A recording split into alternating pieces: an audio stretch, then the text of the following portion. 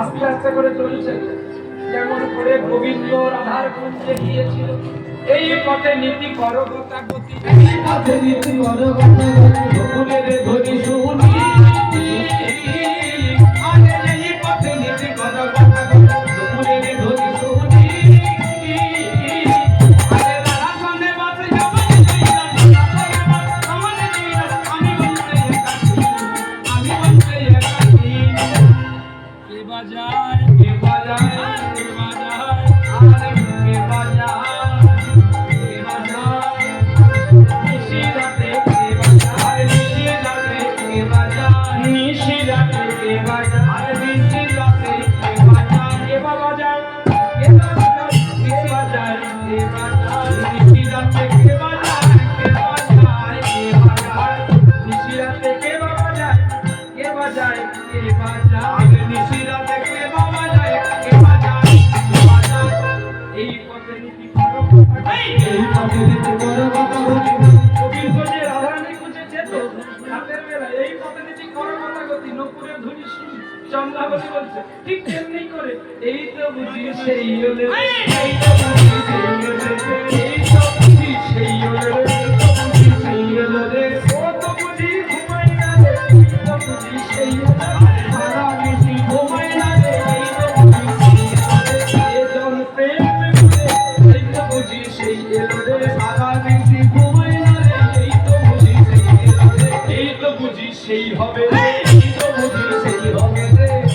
চিন্তামণি ভাবছে এই বুঝি সেই আসলো, হ্যাঁ ডাকছে চিন্তামণি চিন্তামণি বলে। লেগে গেছে গো।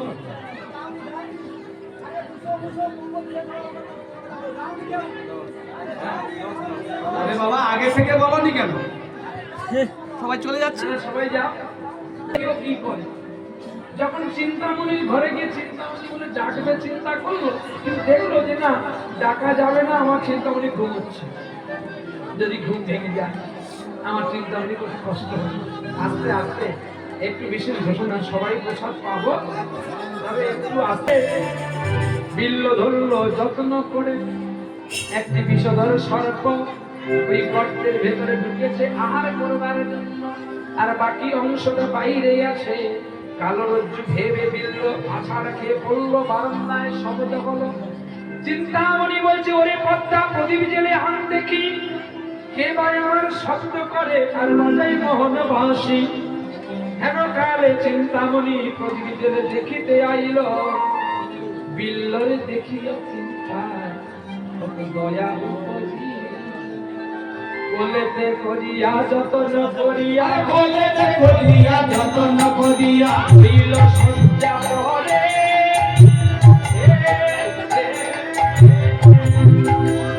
আরে বলেতে করিয়া যতন করিয়া, হইয়া সজ্জা পরে। তিনি নীতি নীতি চরণ সেবতি, নীতি নীতি চরণ সেবিত করে যত্ন বধুর গায়ে লাগে, বধুর গায়ে লাগে না রে, বধুর গায়ে লাগে না, বধুর গায়ে লাগে না। চিন্তামণি চিন্তামণি বিল্ল ঠাকুরের চরণ সেবা করছে, যেন বধুর গায়ে লাগে না, বধুর গায়ে লাগে না। যেন কালে ঠাকুরের চেতনা তো ফিরিয়া আসিল, চুম্বন করিতে লাগি। চিন্তা, তুমি ঘুমাওনি? আচ্ছা তুমি এত রাতে এলে কি করে? সত্যি তুমি ঠিক বলেছো, আমি এত রাতে কি করে আসবো? কারণ তুমি আমাকে আসার জন্য আলো দেখালে, নৌকো দিলে, তুমি দরজা বন্ধ করে আমাকে পরীক্ষা করলে যে বারান্দা আমি টপকে যেতে পারবো কিনা। একটা কালো রজ্জু রাখলে, আবার তুমি আমাকে বলছো আমি এলাম কি করে? ঠিক আছে, তোমার মনে হয় এখনো নেশাটা কাটেনি, আমি নেশা কাটবো তারপর তোমাকে বলবো। এই বলে নেশা যখন কেটে গেল, সকাল বেলায় যখন চিন্তা আমি জিজ্ঞাসাবাদ করছে, ঠাকুর তুমি যে আমাকে বলেছিলে যে আমি তোমাকে দড়ি দিয়েছি, নৌকো দিয়েছি, ওগুলো তুমি আমাকে দেখাতে পারবে? হ্যাঁ গো চিন্তা, হ্যাঁ আমি দেখাতে পারবো, চলো দেখাবো। এই বলে দেখো ওই চিন্তা দেখো, দেখো কালো রজ্জুটা ঝুলে আছে। বাহ, কালো রজ্জু ঝুলে আছে দেখে অবাক হয়ে গেলেন। আর ওই কালো রজ্জু দেখে বলে, ঠাকুর তোমার কত ভাগ্য, যাকে তুমি দড়ি বলে ঝুলেছো ওটা দড়ি নয়।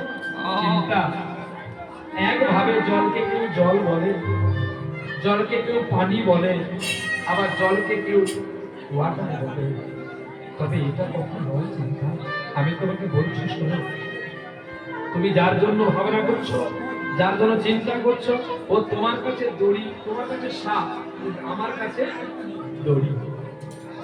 অতএব তুমি এই নিয়ে আর বিভেদ করো না। আমি তোমাকে নৌকোটা দেখিয়ে দিলে